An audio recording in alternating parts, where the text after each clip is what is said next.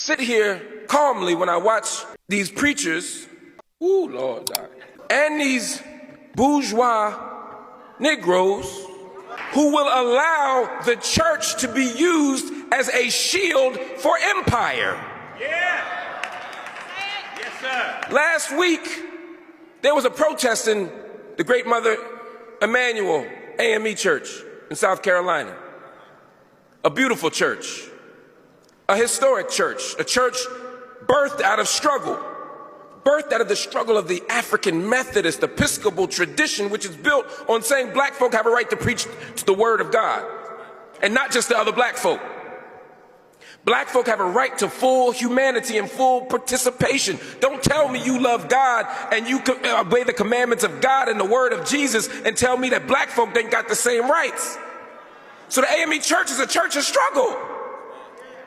And it's also a church of tragedy. We know that Dylan Roof went into that church and killed 9 beloved saints as they were praying.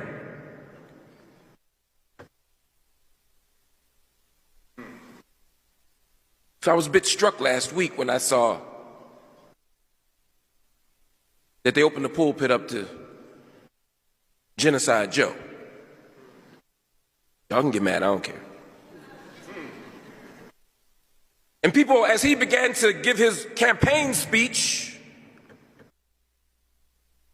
some protesters stood up and said, "Stop the blood in Palestine." Yeah. Yeah.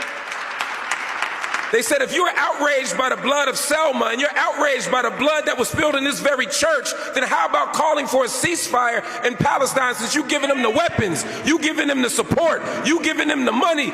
Joe, why don't you do something about it? They marched and stood up and got kicked out of the church, and people said, we're outraged. You know, I was outraged too. Yes, sir. How dare you use this sacred space?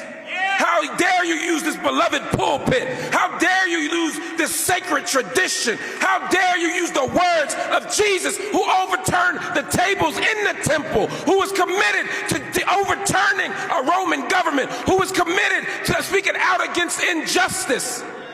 How dare you use this space as a shield for imperial war? How dare you use this space as a shield for violence? How dare you use this space as a shield for genocide? Go ahead, Mark.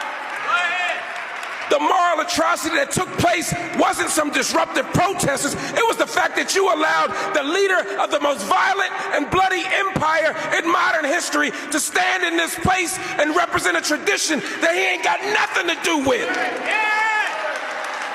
Yeah. How dare you?